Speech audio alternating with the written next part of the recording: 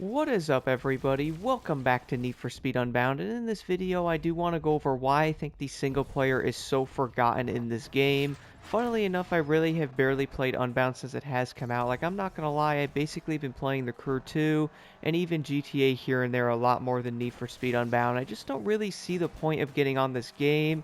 And after playing this for a bit and going over some comments of people's thoughts and stuff in my recent video of if the game failed, I did want to jump back on here and look into some stuff and go over why I think the single player is so bad on here. And some of this can honestly bleed into the multiplayer as well. But the first thing, guys, is going to be the way the single player is designed and how repetitive it actually feels. Now, one thing I do have to admit though is I'm not saying the game is like awful. I do think the overall foundation on Need for Speed Unbound is pretty dang good, and if the devs actually jump on here, they could probably really make this game incredible by just tweaking a few things on it to make it a lot better. And I guess it seems we actually have some of the modders doing the work for them at the moment, but I really do feel like the way this game is repetitive, guys, kind of made a lot of people leave it. That would also explain why the Grand, which is the last event in this game, was only completed by like 20% of the player base on PS5, which is honestly insanely bad. So I think it might actually be less than that, but that's going to be insanely low due to the fact that most people are just not enjoying the single player, and I feel like they're not going to jump online either because I feel like it's not going to be any better.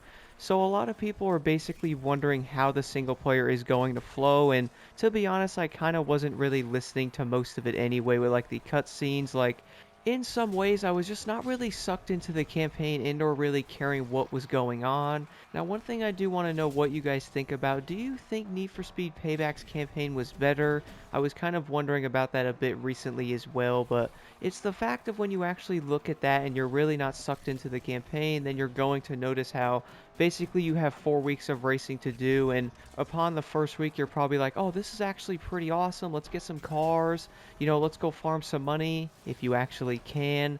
And then upon the first weekend in the game, you guys completed the first round of events to get to the second week. Then you're probably going into the second week kind of hyped up like this is actually pretty dope, until you start looking at some of the events in the game, realizing that it's going to be the exact same couple of races every single time. Which, don't get me wrong, guys, I know most racing games, even like The Crew, are going to have like the exact same races, but at least on The Crew there's going to be a lot more of them. I was noticing on Need for Speed, I also noticed many people talking about this as well. There was just not that many races to do on this game, and I feel like they would basically rotate every time.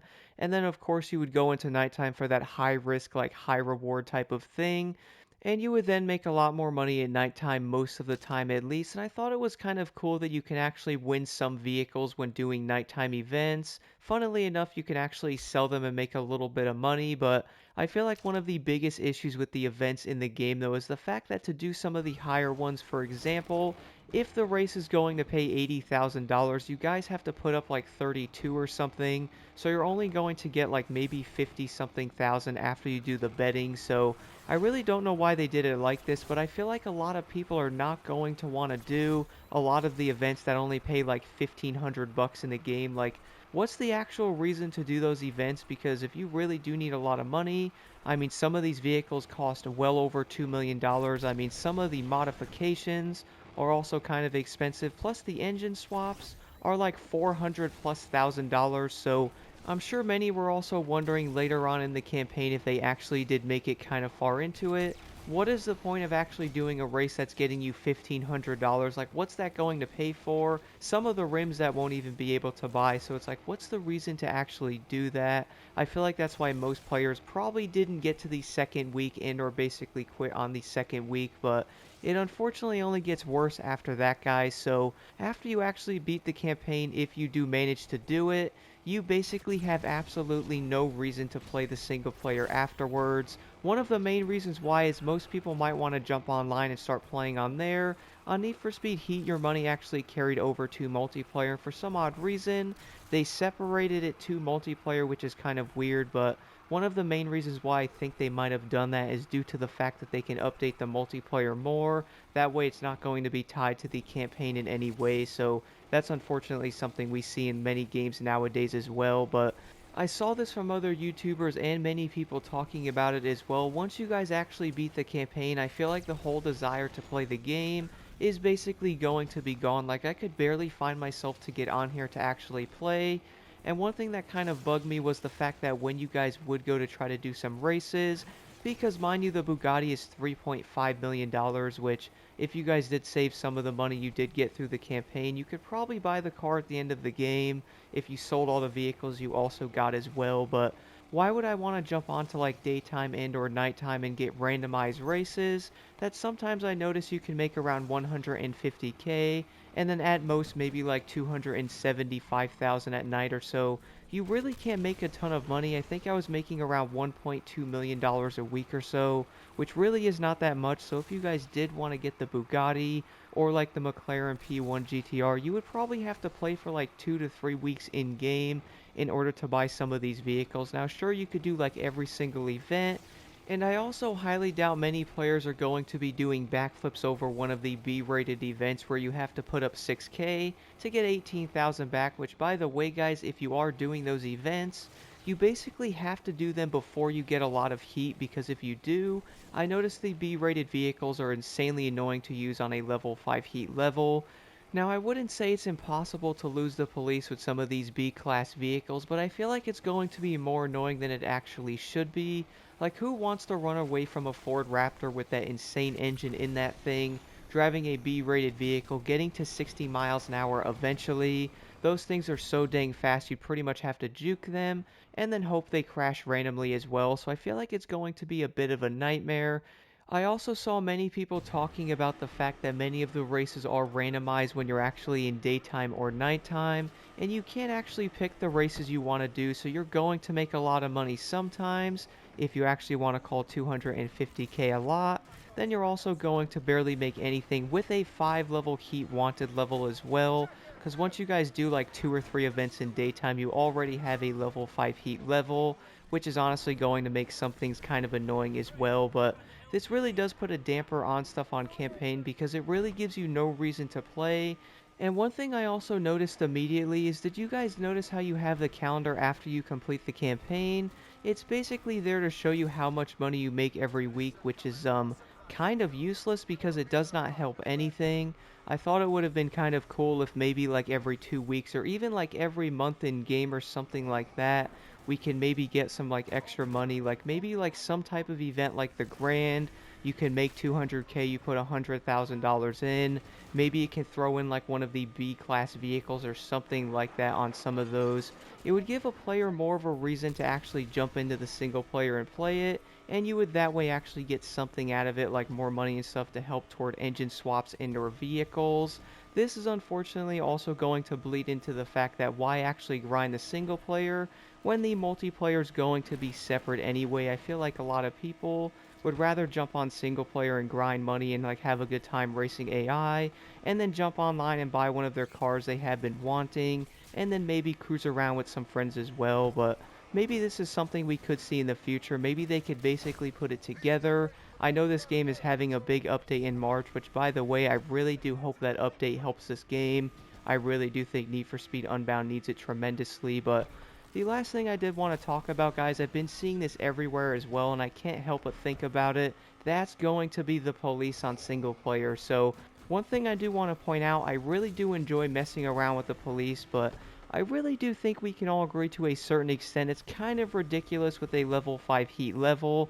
The main reason why I say that is you can barely drive down the street without another cop showing up, and if you happen to spawn outside with one of the B-class vehicles, you're probably going to end up running into police insanely quick. I noticed the interceptor units do spawn in pretty often, plus the Raptors are obviously everywhere as well, and unfortunately the B-class vehicles are probably not going to be quick enough to actually get away from them and or get away from their cones, so it really does make this kind of annoying. Now, one thing I have been thinking about, why couldn't they make the heat level like basically go up when you guys are actually in a police chase? I've actually been seeing many people talking about this as well. I think it would make it a lot more fun. That way you could probably go down in the heat level similar to something like GTA Online. That way you don't constantly have to mess around with the police, but then again, unfortunately, most of the single player is also going to be tied to the police in a way, so completing some of those events would give you a heat level. One easy way they could basically do that though is to remove that, and if you do want police, you can obviously go and grab them if you would like to. Maybe have some events have the police heat level in them automatically. That way you have to mess with the police, and then afterwards you would then have to leave them and or lose them to get the heat level back down. I think that could be a way to fix it. I really do wish they would do something like that. I think it would make the campaign a lot more fun. Don't get me wrong, guys, I really do enjoy messing around with the police on Unbound, but to a certain extent, I feel like a lot of players are most likely tired of going into nighttime and or completing one or two events on daytime than having a level 5 heat, and there's going to be 394 cops around the map waiting to destroy you. I feel like it would make it a lot more fun in that aspect, and you're basically forced to drive a high-leveled vehicle, because if you don't, the cops are basically going to eat you for breakfast. And one thing I did notice as well is the fact that the Raptors do not care whatsoever. Obviously, if you guys are traveling around the map in a faster car, you can ram into the cops and destroy them. That way they really don't bother you, but unfortunately with a B-class vehicle, it's going to be kind of hard to destroy one of the Raptors. But I really do feel like the Need for Speed Unbound campaign is definitely going to be something of forgotten, and I feel like many players are basically not touching it at all for that matter. I myself, guys, I'm not gonna lie, have not jumped on multiplayer yet. I personally do not really see a point of actually playing it at the moment. I really do hope the update in March is going to make this game a lot better, because I have a feeling if the update in March is not going to be all that great, I really don't think Unbound's going to pretty much get anywhere this year. And I'm sure a lot of people might be thinking about the Crew Motorfest as well, which I have seen some of the cars coming out on that game, and I feel like it's going to destroy Need for Speed in some way. But I do want to know what you guys think about Need for Speed Unbound's campaign, and or I guess you could say multiplayer as well. Unfortunately, if you don't want to play single player and or grind money, you probably don't have a reason to jump online either. I do want to know what you guys think. Like, what do you think needs to be changed to the campaign to actually make a player go back in and really enjoy it? I feel like having an event in the week would actually make the game a lot more fun, similar to how the crew is with the summit. Obviously, this might be a tad different, but you could probably throw in like an event like the Grand, and maybe make it so the races are not so randomized all the time as well, so that way you can actually pick a race you might want to do, and maybe have different payouts and or more payouts for that matter on each event. I really do feel like each race giving you more money is probably going to give a person a bigger incentive to actually do it.